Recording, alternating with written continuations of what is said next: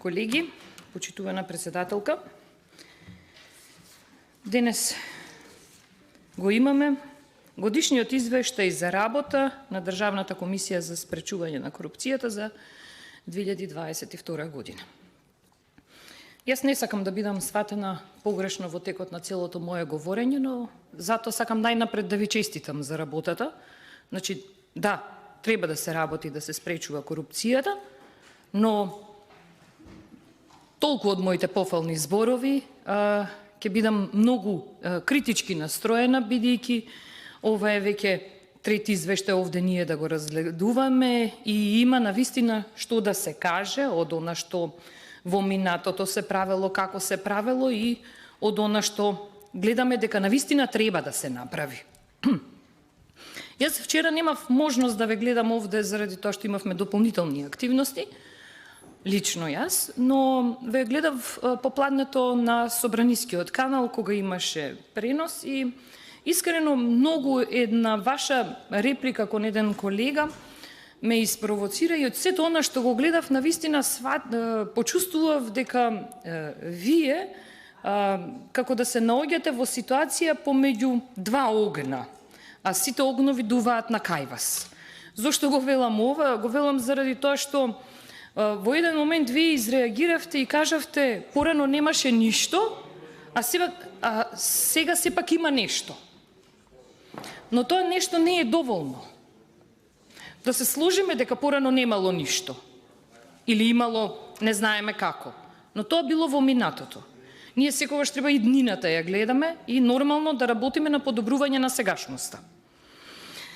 Нивото на корупција некогаш и сега, или перцепцијата на корупцијата и индексот, како сето тоа се анализира, било некогаш едно, денес е друго. Но некогаш во Македонија живееа повеќе од 700.000 жители плюс. Ке имавме на оваа статистика денес, доколку не се случуваа лоши работи и толкава бројка на население да ни се исели во последниве десеттина години. Тоест, глобално кажано, приближно половина, 50% од вкупното население во Македонија се иселило. И сега да зборуваме и да се задржиме за 2022 година. 2022 година јас го анализирав цело време и цело време го гледав сето она, бидејќи ние овде сме представници на народот.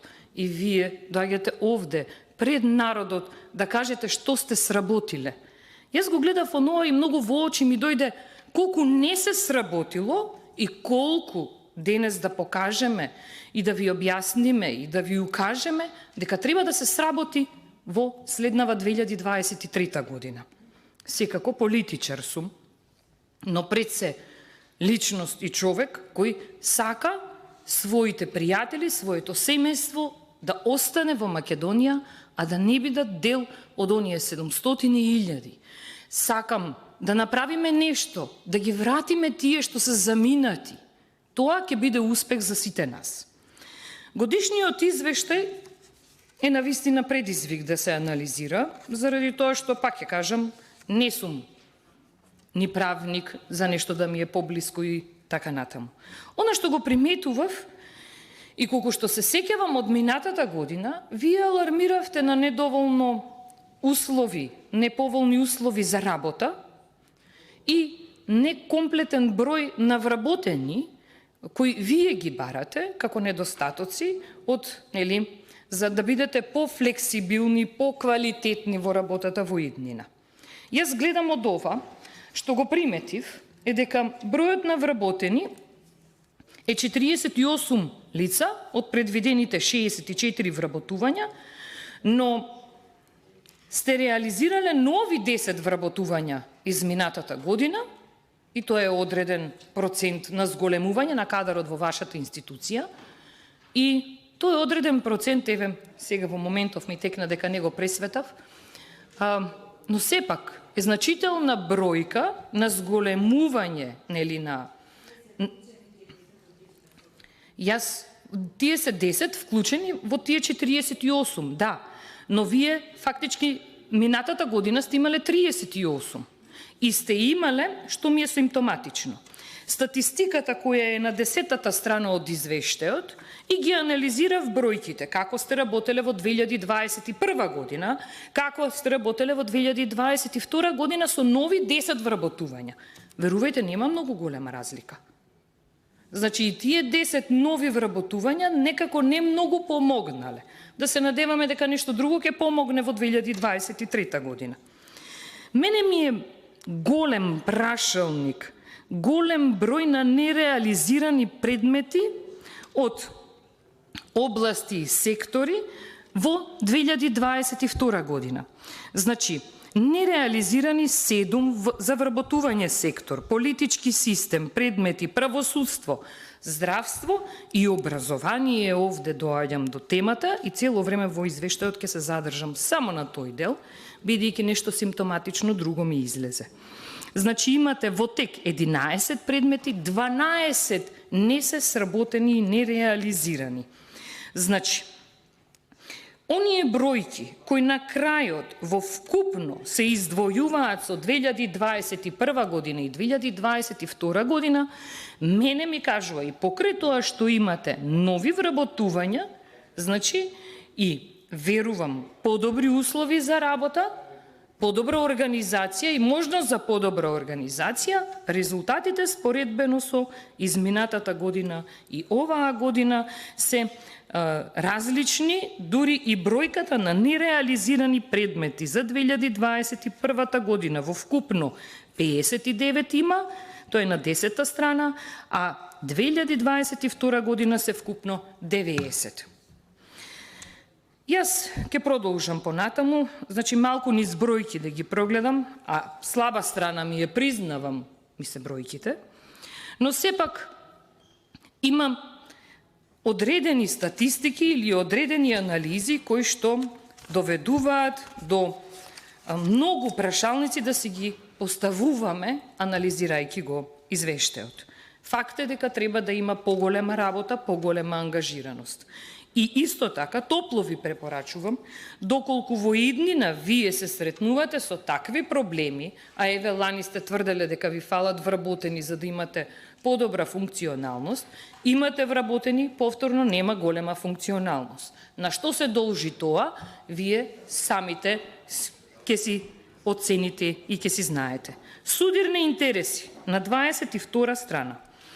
Од судирни интереси, од она што го гледам овде, многу се изреволтирав, бидејќи доаѓам од фелата на образованието, зошто да е толков голем бројот на судирни интереси во образование средно, на второ место се, на четврто место е образование основно и на седмо место е високо образование. Извршната власт е измеѓу, а сведоци сме. Сите знаеме дека најголем процент на корупција и нешто што најмногу се случува во државата е тоа што потекнува и она кое што се случува на повисоко ниво. Ајде сега да се вратам назад на страна 14, преглед на доставени иницијативи и постапување на институциите. Зошто на толку фрапантен број на бројки за судирни интереси, толков голем број на пријави и активности кои се случуваа изминатата година под капа на Министерството за образование, за кое се алармираше во јавноста дека има одредени активности кои се случувале, иницирани и повлечени, поврзани со Министерството за образование, бројките се овде 0. Нема никакви иницијативи и постапувања на институциите кога станува збор за образование. Јас ќе ви кажам, и бидејќи бев потикната од моментот корупција е злоупотреба на функцијата, јавното овластување, службената должност или положба за остварување на корист, директно или преку посредник за себе или за друг. Водејќи се од таа дефиниција, Зарем не мислите дека требаше да има одреден предмет за кој ќе покрене постапка Државната комисија за спречување на корупција за и околу проблемот кој се појави во јавноста поврзано со печатницата Арберија која не достави и не испечати свидетелства на време за децата да се радуваат како што треба, како секогаш кога се радувале на почетокот на јуни месец, кога завршува учебната година и тие ги добиваат своите оценки, а не во септември, кога не знаат ни дали завршиле претходно оделение или не завршиле. Дали тоа значи дека проблемот поврзан со учебниците, каде и министерот изјавуваше дека нема пари, а всушност финансиите и буџетски ние знаеме дека сме се изгласале овде средства за да има учебници, а министерот вели нема учебници, ама имаме коруптивни и криминогени и не знам какви сознанија во јавноста дека одредени фирми, како што е именуванава фирма, се поврзани со сето тоа, бидејќи единствено што видовме Арберија што направи е да го обезбеди настанот за прослава на некакви си активности поврзани со владата. А каде се одредените финансии не се знае. Каде се оние или од каде излегува оние 500.000 евра за печатање на скрипти изминатата година, сепак и тука имаме злоупотреба на државна функција, на државни средства и простор, нели, јас тргнувам по дефиницијата која е ставена овде, како тоа што е корупција. Сега, ако злоупотреба на функцијата е дел од корупцијата, дали тогаш не станува збор за државниот испитен центар, кој изминатата година алармиравме многу пати во јавноста, дека беа обесправени повеќе од 100 наставници кои се пријавија кариерно да напредуваат, истите тие беа спречени заради одредени цели, каде има сомнеж за злоупотреба на функција, директорката се разрешува, се именува нова која истото го прави, а дали предходната или дали новата во 2022 година биле предмет на анализа за тоа дека се истите склони кон создавање на корупција, нема да знаеме заради тоа што исто и не дознавме што се случи со Лидија Димова која сакаше да тренира магариња во државава. Бидејќи и тоа беше своевиден коруптивен скандал кој се создаде и го имаше во јавноста, ама на крајот на денот гледаме дека има корупција, системот ги носи таму некаде во судството и тие на крај не се спроведуваат и предметите застаруваат и си оди така како што си оди. Но нема да се сложам дека во таа ситуација треба да направиме. Не сме ние никој судии овде во оваа институција каде сме. Ние што сме во собраниево не сме судии, но ние сме оние кои ја имаме алатката да ја пренесеме пораката на јавноста. Јавноста да ја крене свесноста кон тоа што се случува во државата.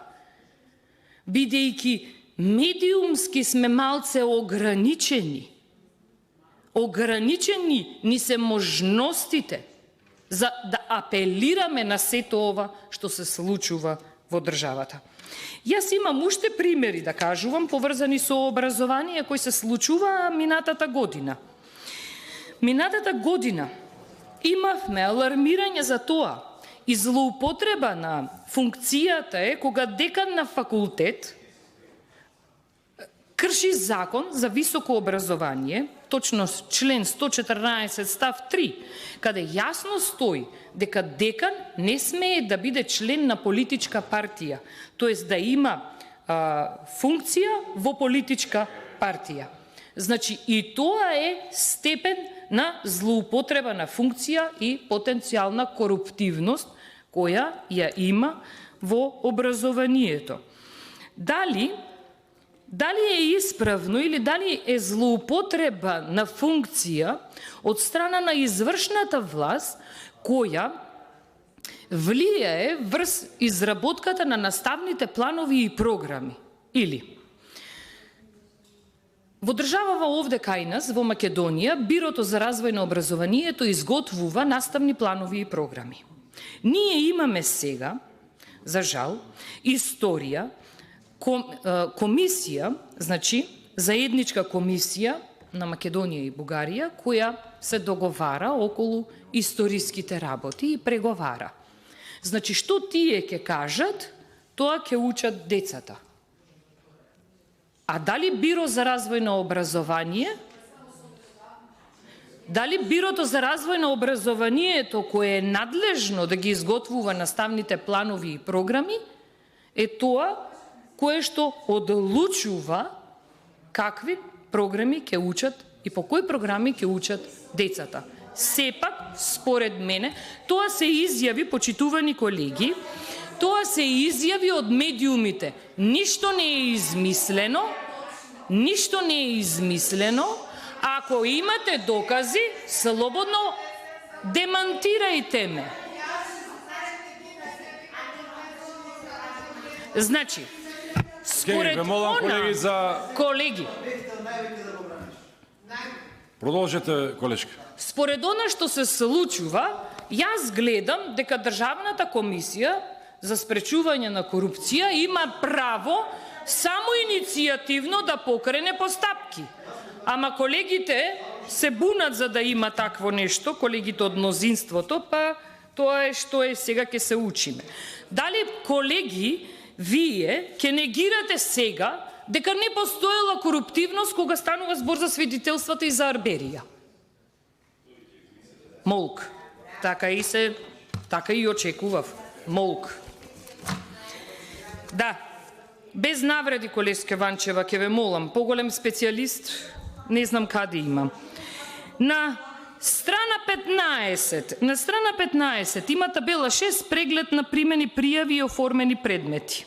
Зошто се намалуваат предметите, иако се зголемил бројот на вработени во институцијата, зошто се намалуваат предметите, нели, од она што јас го приметувам овде. Значи, пријави од граѓани и така натаму. Јас од она, како дефиниција, повторно ќе се вратам и на истата, и сакам сега еден конкретен пример за кој постојат и своевидно докази, јас лично ги имам видено, е тоа дали е корупција Артан Груби со службено возило да оди на партиски настани. Корупција е. Дали е корупција братот на Артан Груби, која има фирмата ЕТЦ Травел, која работела со загуби, да добива и да купува земјиште, значи дуќан, во центарот на градот, за 700 евра метар квадратен, 127 метри квадратни дуќан на најелитното место во Македонија, на улица Македонија. И, на крај, ќе кажам, постои една веб страна што се вика Отворени финансии. Зарем не е симптоматично, на таа веб страна можете да видите дека Министерството за политички систем и односи меѓу заедниците, кој го раководи Артан Груби, исплаќа финансии на ЕТЦ Травел. Тука нема корупција? Што правиме со тоа? Отворете и видете. Многу лесно може да се стигне до тие информации. Зар тука нема судирни интереси? За Бехтел и Енка, да не зборувам, на невидено пари се дадоа. На невидено отворете Отворени финансии. Бидејќи нели сте сега вие многу транспарентни, па транспарентно си го покажувате криминалот кој го правите, колеги. Вие не го правите, вие го поддржувате криминалот што се прави. Благодарам, колешке Лазаревска, на заканите кои ми ги праќате. Ако сме издржале многу. Значи, не е исправно да постојат такви работи и вие да ги поддржувате. Колешке Лазаревска, вие кренавте рака да биде именувана министерка за животна средина, која како државен секретар самата има земено од Министерството за животна средина и просторно планирање пари, дополнително, надвор од плата. Зарем тоа е нормално? Зарем тоа е исправно? Ако имате факти, демантирајте ме. А бидејќи толку се заканувате и се силите, со задоволство ќе ве ислушам и ќе ве победам. Ви благодарам. За реплика се јави претседничката Жаклина Лазареска, повелете. Се извинувам. Прво председателката на ДКСК. Мом? А нели може од место? Или треба да станам? Може и од место, така. Добро. Прво, ви благодарам за сите коментари што ни ги упативте и што сте му посветиле внимание пред се на извештајот и што сте го изанализирали. Значи, благодарам за тоа. Морам да посочам дека сите вработувања што се случија минатата година, вкупно 10, не се случија на 1 јануар, туку се случија во втората половина на годината и се заврши, се заокружи процесот на вработувања, така речи до крајот на годината, дали беше ноември, пратив порака, ќе ми кажат прецизни податоци, да не биде дека зборувам на памет. Тоа е едно. Да тргнеме по предметите. Да ви кажам дека секој предмет е различен, има различна тежина и бара различно време за да се заврши. Минатата година се пополнува и работни места кои не беа директно поврзани со работа на предмети, а кои што се неопходни на институцијата. Така што и тоа ја зголемува бројката како ресурс, меѓутоа реално во работењето на предметите нема голем придонес. Па една од ново вработените веднаш замина на породилно и така натаму, значи во суштина ние немаме зголемен број на советници кои што работат по предмет. Тоа е реалност. Но како и да е, вкупната бројка е таа и затоа мислам сум должна за да објаснам, нели? Друга работа. Арберија се работи. Ако се сеќавате, јас сум кажала и кога кажувавме за посебниот извештај за изборите, дека ние имавме пристап до сметките на партиите на дневна основа и ги гледавме кои се донаторите. Арберија е донатор, значи сме ја регистрирале дека е донатор на политичка партија. Така што таа е во опсегот на нашето работење. Плюс се работи предмет за учебниците, се работи, значи сакам да ви уште еднаш да ви посочам дека секој предмет има различна тежина и голем дел од овие што ги спомнавте сега се во сегашна фаза на подготовка, така што кога ќе дојде следниот извештај ќе бидат опфатени со тој извештај. Лидија Димова. Па искочи нашиот член за Лидија Димова, ги повика сите и си узбурка целата работа и ја ставија кај што треба. Мислам, барем тогаш, во време на корона, кога ги државме надвор пресовите, уште сега не знам што се случи, меѓутоа не знам, искрено да бидам, не знам. Значи, не знам каде е сега. За нејзе имаше доставено преставка. Факт е дека ние по таа преставка тешко можевме да постапуваме. Значи, немаше што да правиме. Меѓутоа, нашиот член Нури Бајрам излезе тука на говорница уште кога бевме спроти собрание. Искочи тука и ги повика сите, што побрзо да излезат и да го разрешат случајот. И така и се случи, тогаш одма ја разрешија, имаше ефект од неговиот јавен повик, тоа само можам да кажам. Што се однесува до братот на Груби, и за тој човек имаме отворено предмет и за имотна состојба и за се комплет. Значи, тоа е во фаза на анализа. Сега не можам да кажам било што додека не се заврши предметот. За Бехтел, а Бехтел исто така, 100 пати кажавме, значи се работи предметот, ни го доставија договорот, формиравме поголема работна група од повеќе советници и членови, за да можеме секој од својата специјалност да придонесеме повеќе, за да и побрзо да се сработи и поквалитетно да се сработи. Тоа од тој аспект. Јас сакам да кажам дека ова институција, која што е формирана во 2002, целиот период, значи од 2002 до 2019, била десеткувана со кадар, со човечки ресурси. Значи, ние кога дојдовме таму беа двајца без тројца, така речи. 9 советници требаше да обслужат 7 комисионери за сите 3 проблеми. И корупција, и судирни интереси, и имотна состојба. Па да ви кажам дека сами сме ги пишувале белешките, само им ги дававме на колегите да ги стават во формата, затоа што не можеа да постигнат. И многу одеше тешко, па фати корона, па немаше вработувања. Многу беше тешко да дојдеме до оваа бројка што дојдовме сега. Ова е далеко од потребното. Ние во меѓувреме имаме направено функционална анализа, која што се темели на потребите за човечки ресурси врз основа на надлежностите дадени во законот. По таа функционална анализа подготвивме и нова систематизација. Таа систематизација брои 117 луѓе. 117. Меѓутоа, МИОА не ни ја прифаќа таа систематизација заради тоа што во тој период старата систематизација, постојната, што броеше 50 луѓе, беше пополнета ни 50%. Имаше 20 луѓе.